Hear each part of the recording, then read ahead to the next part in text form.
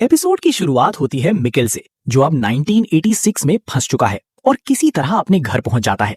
उसे लगता है कि घर पहुंचते ही सब कुछ ठीक हो जाएगा, लेकिन दरवाजा खुलते ही उसकी मुलाकात अपनी दादी जाना नीलसन से होती है। जाना उसे देखते ही हैरान रह जाती है और पूछती है, तुम कौन हो और मैड्स कहाँ है? दरअसल इस वक्त उल्रिक का भाई मैड्स कुछ दिनों पहले ही रहस्यमयी तरीके से गायब हुआ होता है और पूरा परिवार उसकी तलाश में लगा होता है।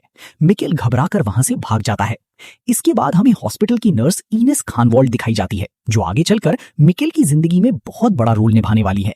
उसी दौरान विंडन में अजीब घटनाएं हो रही होती हैं। एक लड़की के हाथ में मरा हुआ पंछी दिखाया जाता है और फिर पुलिस ऑफिसर ईगॉन टीडेमन की एंट्री होती है। हमें क्लॉडिया टीडेमन भी दिखाई जाती है, जो अपनी बेटी रेजिना को स्कूल छोड़ने जा रही होती है।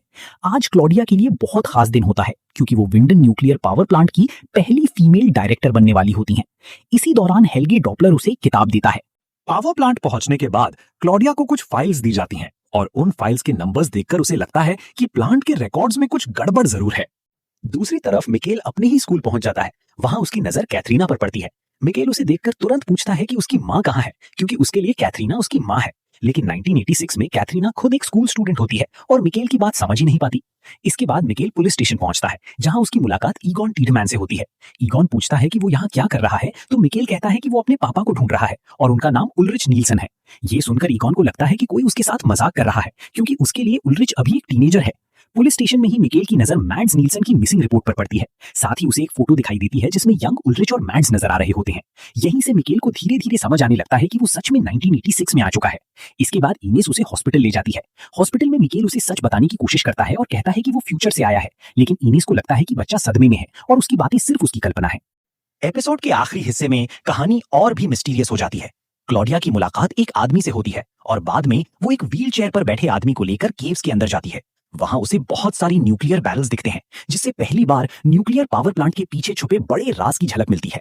दूसरी तरफ रेजिना की स्टोरी लाइन भी आगे बढ़ती है, जबकि ईगॉन किसी अजीब सी आवाज का पीछा करता है। अचानक आसमान से बहुत सारे पंछी गिरने लगते हैं और पूरा विंडन एक बार फिर किसी अनजानी ताकत का असर महसूस करता है।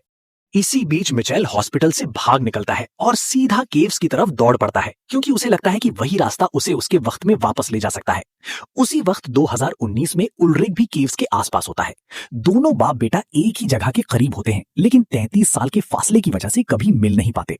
एपिसोड के बिल्कुल आखिरी पलों में हमें एक वॉचमेकर दिखाया जाता है, जिसके पास एक मिस्टीरियस डिवाइस होती है जो देखने में किसी टाइम मशीन जैसी लगती है।